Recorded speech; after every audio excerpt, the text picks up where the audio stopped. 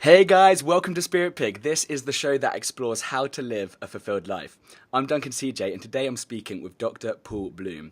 Paul is a professor of psychology and cognitive science at Yale University, and he's fascinated in the development and nature of our common sense understanding of ourselves and other people. Much of his research explores moral psychology, looking at morality in babies, developing intuitions about moral responsibility, and the role that anger, disgust, and empathy play in our moral lives.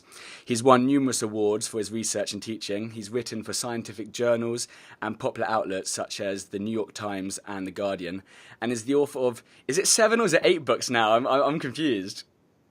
It's seven, two edited, five written.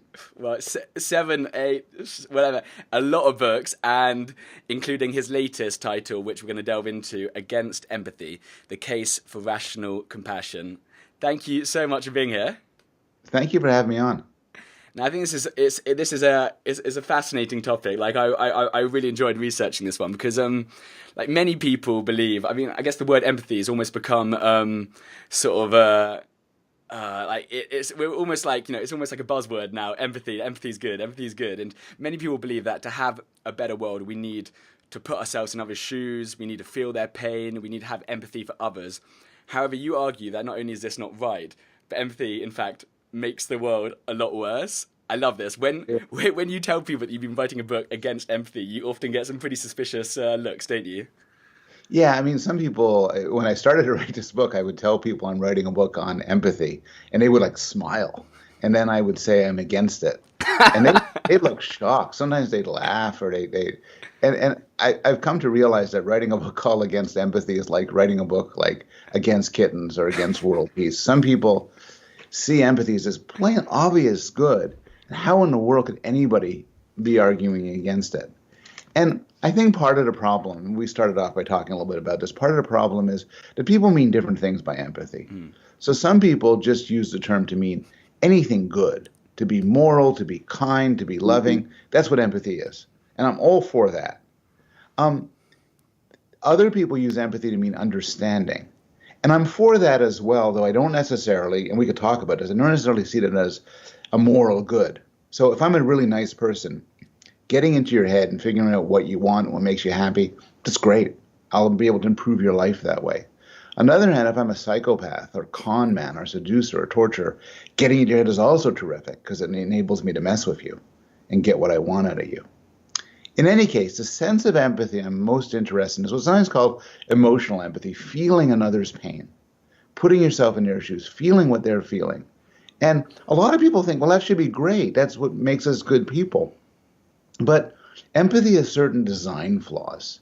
It causes you to zoom in on a specific person. And a person you zoom in on, you feel empathy for, you're highly biased.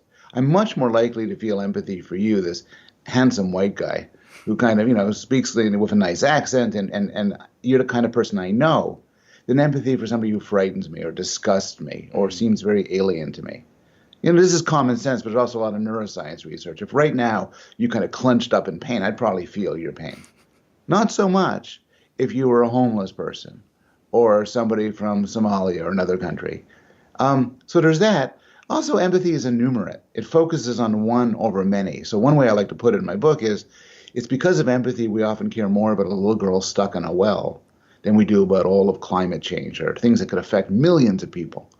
So my argument is that we should care about people, we should love them, but when it comes to making decisions as to how to get about in the world, and I'm talking about policy now, we could also talk about personal decisions, we're better off not relying on empathy.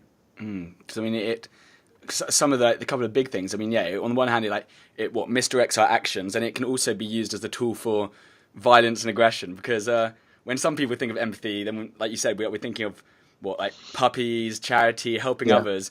But you think actually of going to war. Why is that? Because when you look at the atrocities people commit, lynchings in the American South, attacks on Jews in Germany of the 1930s and 1940s, anti-immigrant movements right now, there's all sorts of reasons for this. I'm not going to say empathy is even number one, but what you always see, without exception, is people trying to get you to feel empathy for those who suffer. And Adam Smith in the 1700s said, look, once you feel empathy for somebody who suffers, the corresponding feeling you'll get is you'll want to strike back at whoever made them suffer. And so I'm not as familiar with the scene in Europe and the rest of the world, but in the United States, there's a fair amount of discussion about immigration and Muslims. And there's a lot of rhetoric by certain politicians where they'll tell you stories about innocent people. This woman who gets raped, this guy who gets assaulted, this family, whose life has been disrupted because they lost their jobs. And they'll tell these stories, and then they'll direct the anger that you get from this towards immigrant groups. And so empathy is used by unscrupulous people as a weapon. Yeah, it's interesting. And so it can often create an action which is completely massively blown out proportion to, for example, like you're saying, how they could use that one story, and that one story that can really have an emotional connection could cause vast actions which are not in proportion to. Is that right as well? Yeah, that's exactly right. So I'm not a pacifist. Sometimes, sometimes stories about suffering people across the world are a good reason to intervene with military and other ways. I think, but a decision has to be made based on a cost-benefit analysis. And that sounds cold, but it really means what will lead to the smallest amount of suffering and the biggest amount of benefit. And too many times in political discourse, social discourse, you say there's these victims. They're in Poland, they're in Uganda, they're in Aleppo. And we feel tremendous feelings for them. And then the next response is, we got to go bomb the crap out of people. And bombing the crap out of people may be a moral decision and a right decision sometimes, but often it's disproportionate. Often it makes the world worse. In the run-up to the Iraq War, in 2003, the newspapers in India were filled with stories about the atrocities committed by Saddam Hussein and his sons. And they were real stories. They were just these gross, I still remember the details of some of them, horrific, torture chambers and rape and everything. And this was used to mobilize a war, which in retrospect, most people believe was a tragic and terrible mistake. So as you put it, it blows things out of proportion. It steals from our rationality. Mm. And there was a study that looked at emphatic responses to AIDS victims. And so if somebody got AIDS through, what was it, a blood fusion, then empathy flowed freely. However, a separate group got told that somebody got AIDS through unprotected sex, then that shut down empathy. So depending on what our moral compass says, then we're fairly biased, aren't we? We are. And it's an interesting fact about empathy. Some people see caring about people, feeling empathy as a motivator for moral choices. But more often it's the other way around, which is you have a moral worldview, and that worldview will tell you who to feel empathy for. I got into a disagreement with a British academic over the causes of the Israeli-Palestinian conflict. And his position is that people should just feel more empathy, and then they wouldn't get into fights. But the way I see it, and a lot of evidence for this, is Israelis feel an enormous amount of empathy for Israelis. Palestinians feel tremendous empathy for Palestinians. But because they recognize themselves as falling to different groups with long-standing grievances, they don't feel empathy for the others. Just like subjects in this study you're describing don't feel empathy for people with AIDS, they feel it's their own damn fault. There are studies where you look at homeless people and your brain's being scanned as you do it. And not just empathy, but just about all of social understanding shuts down. They're disgusting. They're not people. I'm not going to look at them. But you and I could step back, and we're reflective, moral people, and say, well, okay, that's our gut feelings, but our gut feelings are wrong. Our gut feelings are such that an Israeli life and a Palestinian life both count, that homeless people are people, and as much as you or me or our children or whatever. But to the extent we do that, we're transcending our empathic responses. Yeah. That idea of us caring more about our own group than other groups, I think it was kind of is illustrated in quite an extreme and quite almost a humorous way with the study conducted in Europe about football or soccer fans. Oh, yeah. I read that and I actually quite laughed. Could you share that? Yeah, what they got is they got these male subjects to sit with a scanner. and then they watched other men in pain. I think they got electric shocks. And so if the men were described as the fans of the same soccer team as the subject, you get empathy. That in fact they would, in some sense, almost literally feel the other person's pain. But if the men were described as fans of a different soccer team, you don't get empathy. The empathy shuts down, and correspondingly, you actually get this buzz in parts of the brain associated with pleasure. They're enjoying watching this guy being shocked. And this is not the Palestinians and the Israelis. It's not Nazis. It's just a different freaking soccer team. But that's enough to trigger a change. And again, we have these feelings, and empathic feelings serve their role in intimate relationships, source of pleasure. But the mistake is to say, well, that's how I should base my decisions. When it comes to making moral decisions, I should listen to my feelings. I should listen to my heart. And what I would argue is that's just backwards. We should listen to our heads, and we should recognize that our feelings, our gut feelings, are subject to these laughable distortions and biases. Yeah, so we're not as rational as we'd like to think we are. Well, I think maybe another way of putting it is we are rational, but we sometimes choose not to use our rationality, and I think that's a terrible and tragic mistake. And with big issues like, I don't know, say we're talking about something like, I don't know, climate change. The empathy can actually often encourage inaction, can't it? How can this encourage just us to be inaction and unmobilized to change? So to the extent we care, climate change is a fascinating case as a psychologist, because in some way it's the perfect example of something which is tremendously significant, maybe the most significant thing. But from a gut feeling, it actually has very little effect. There's no villain. We are often mobilized by evil people. There's no villain here we don't have to kill anybody. There's no war to be had. The climate change is gradual and slow, so there's nothing that says, "Oh my God, look what's happening." It's projections. But most of all, and this is getting what you're saying, climate change has few identifiable victims. We can't point to say, "You see that guy? That guy lost his arms because of climate change. That baby died because of climate change." Now, there are some cases more and more these days where sort of isolated populations are beginning to suffer in real ways. But for the most part, even there, well, there's all sorts of factors. You can't say just because climate change makes a large storm more probable, you can't say, well, that we could blame climate change for. So climate change carries with it no identifiable victims and really nobody to feel empathy towards. While the actions that could circumvent climate change, like raising taxes on certain products, they do have identifiable victims. You raise gasoline taxes, I will pull out some guy who makes his living driving a truck who's now out of work. And so empathy favors concern for the immediate, the here and now, the concrete, and it causes us to have a lot less of an interest for broader statistical concerns. And as a result, it leads us again to make the wrong choices. And on like another thing like that, in terms of, let's say, free speech, empathy always sides on the censor. That was another interesting one.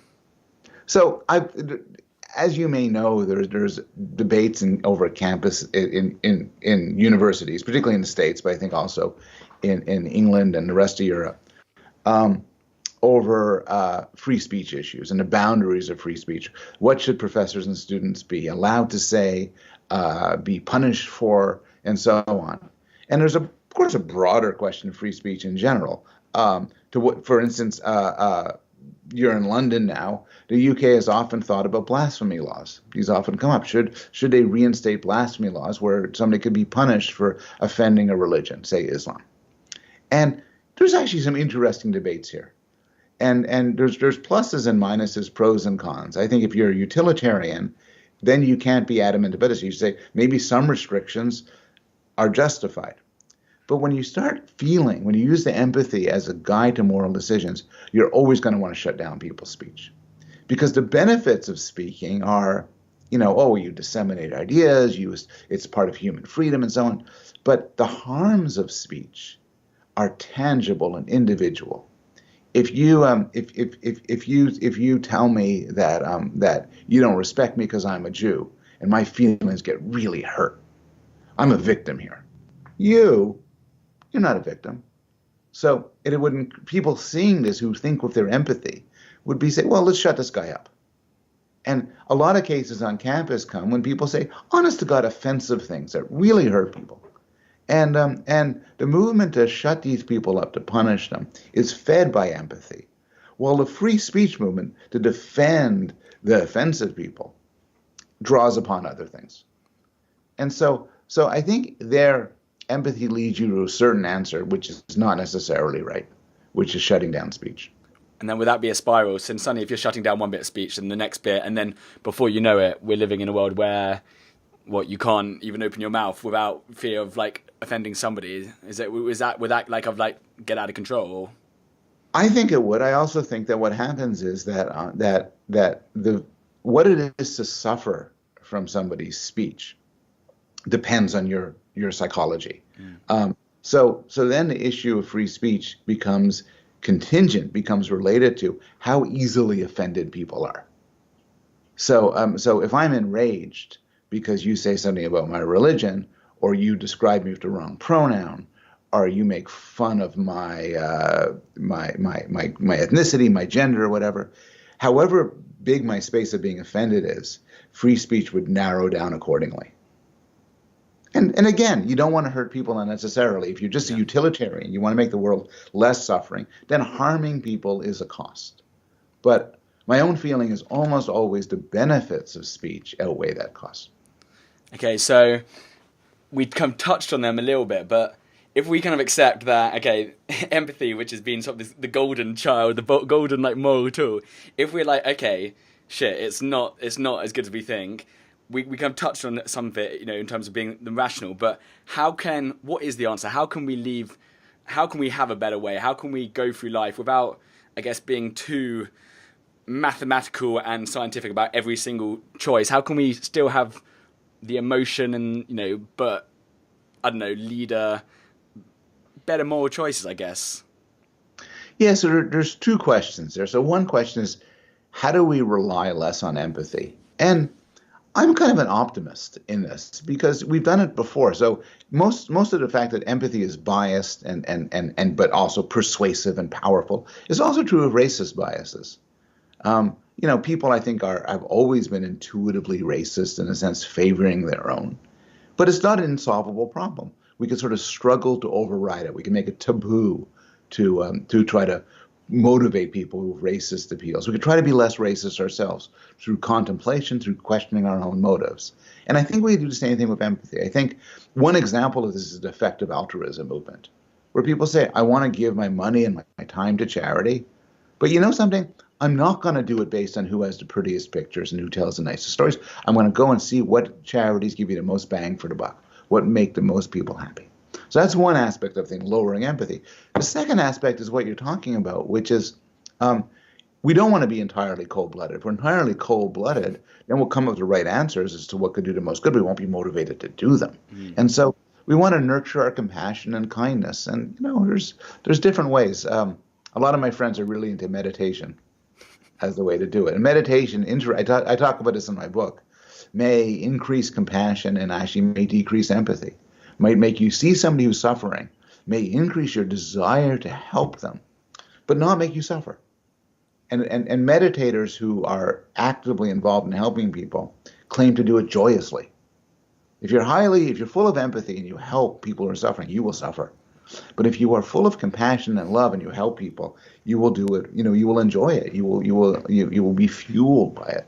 Well, so I guess you could almost be a bit more bird's eye view, just looking down at the scene and then actually taking that correct course, as opposed to being overwhelmed by by standing in their shoes and being overwhelmed by the emotion. You can actually look at it and just make those decisions which are loving, which are compassionate, which are kind, but not fueled through the emphatic urge. That's a perfect summary. And I would think that the best people at helping, take helping, forget about policy and policy decisions. Take people like doctors and therapists and emergency workers and ambulance drivers and all that. The best people at helping are not people who get awash with the suffering of people they're dealing with. Those are people who don't make it through training. Those are people who quit after their first month. The best people care about others, but they have a distance. They don't feel their pain. They don't indulge, actually, in the feeling of others' pain. I have a friend of mine who's a therapist, and she sees, she tells me she will see like 8 patients in a row, 15 minutes, 15 minutes, boom, boom, boom, boom, boom. And I'm thinking that if I had to deal with 8-hour-long meetings with depressed, anxious, screwed up people, by the end of the day, I would shoot myself. I would be so much caught up in their miseries. But she says, no, she loves it. She cares about her patients. She tries to understand them, but she thinks of them as she thinks of their problems as things to be solved. And she's intensely curious about them, but she doesn't pick up their feelings. And that's critical for being a good helper. That's fascinating. Yeah, I guess because we've all, because when you were saying that, I mean, I guess you were thinking like, okay, we have friends who often like will need us at times of need. We have people who are upset, and you want to be a good friend. You want to be a loving brother, mother, father, sister. But at the same time, it's hard to take on all those emotions. So you can actually connect with people. You can be a good friend, but without having to drown yourself in those emotions. Exactly. And, so think about it. Suppose I come to you, you're my friend, I'm coming to you, I'm freaking out, I'm really anxious. What do I want from you? I don't want you to get anxious. I don't want you to have a panic attack in front of me. Then I have two problems. I have my problem, I have your problem.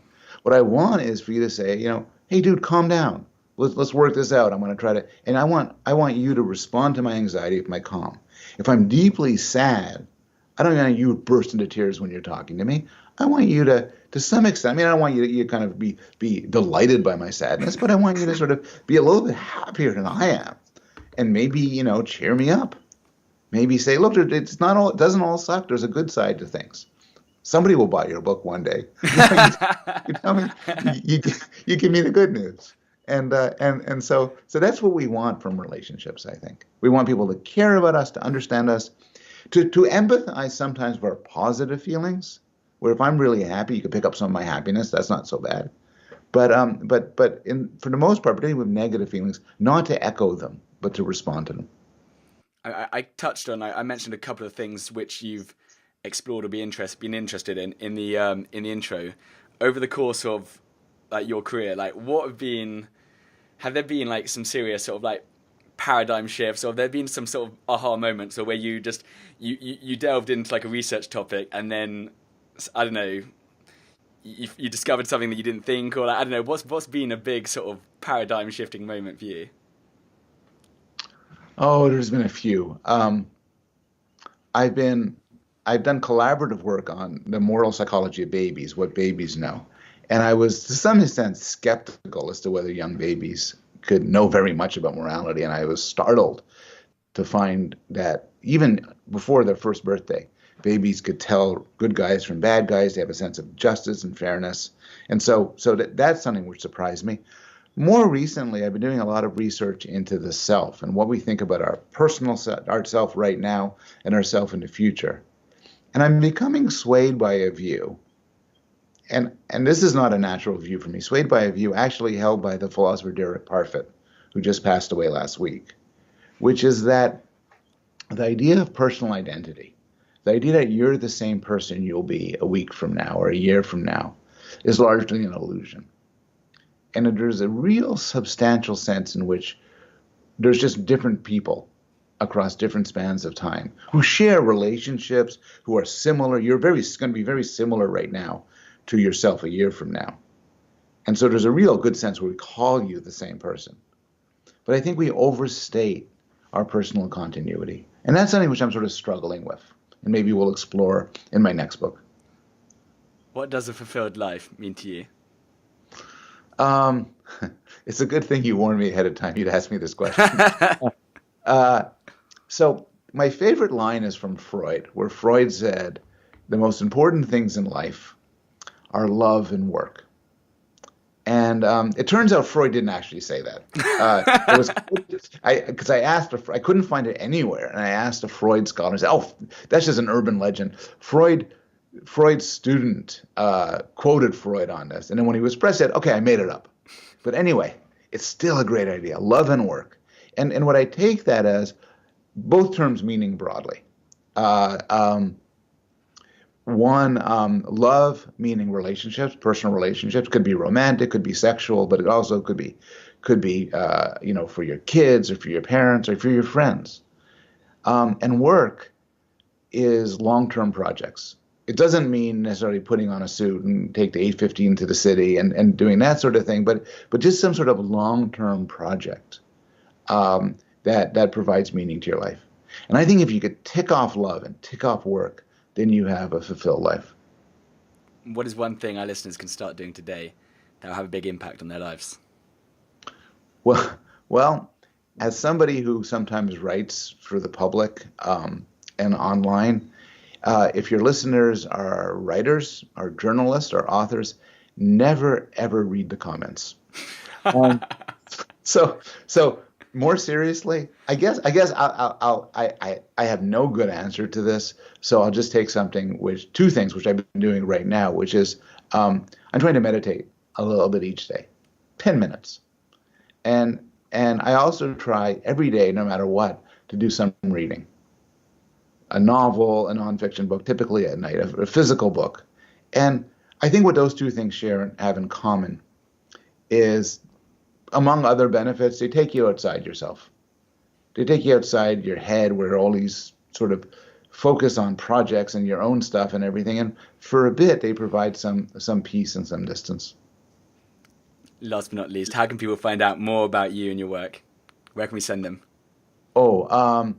If you Google me, you'll get my web page, and that will connect you to my articles, my publications, and my articles and my books. But you could also follow me on Twitter at Paul Bloom at Yale. Paul Bloom, Atyale, one word. And that's how to track my exciting life. I will link that all up as well. If you go to spiritpig.com, underneath the interview, I will put your Twitter, I'll put your Yale things, I'll make it easy for you guys. Spiritpig.com. Paul, thank you so much. Fascinating topic. And yeah, you've every time I was like, right, slowly I'm like working out, okay, empathy is good, then we got this and that, gratitude, presence, and then you blindsided me of like, no, empathy is not so good. So I'm glad that you've corrected me, and now I've got to relook at my notes. Well, I'm glad it could cause some influence. You're a great interviewer. This has been a lot of fun. Thank you so much. We'll see you soon. Thank you.